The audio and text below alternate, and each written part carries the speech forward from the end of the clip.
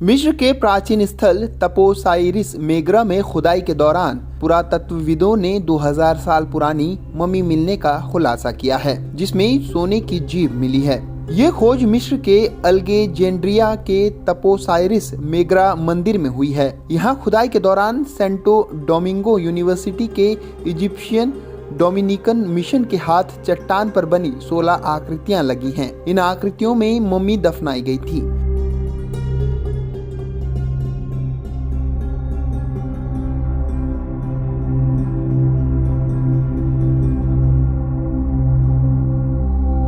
इस मंदिर में मिस्र की चर्चित रानी क्लियोपेट्रा के मकबरे की खोज लंबे समय से की जा रही है। आपको बता दें, खोज में मिली मम्मी की हालत अच्छी नहीं है, लेकिन इसे ग्रीको रोमन तरीके से दफनाया गया था, जिसके चलते माना जा रहा है कि इसके बारे में ठीक ठाक जानकारियां मिल सकती है। अनुमान है कि इस मंदिर में कभी ओसाइरिस और आइसिस देवताओं की पूजा की जाती थी। अनुमान के मुताबिक इस मंदिर का निर्माण टोलमी आईवी साम्राज्य के दौरान करवाया गया था। अलेक्जेंड्रिया एंटीक्विटीज के डायरेक्टर जनरल खालिद अब हल हमज के मुताबिक मम्मी के मुंह के भीतर सोने की फाइल से बने ताबीज भी मिले हैं।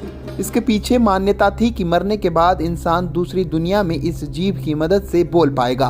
किसी मम्मी पर सोने की कलाकृतियां बनी हैं, तो किसी पर सींग और सांप के आकार बने हुए हैं। एक मम्मी के सीने पर फैल्कन का सिर देखा गया, जिसे होरस का देवता कहते हैं। इस खोज में कई चीजें हासिल हुई हैं, जिनमें महिलाओं का अंतिम संस्कार के दौरान पहनाया जाने वाला मास्क, 8 सोने के फ्लेक, 8 मार्बल के मास्क जैसे चीजें हैं। यहाँ 2005 में मिस्र के टोलमी साम्राज्य की आखिरी रानी क्लियोपेट्रा के मकबरे की खोज चल रही है। आपको बता दें, यहाँ 2002 से मिस्र और डोमिनिकन रिपब्लिक के पुरातत्वविद खुदाई कर रहे हैं, जिसके बाद से अब तक यहाँ 27 मकबरे और 10 मम्मी खोजी गई हैं।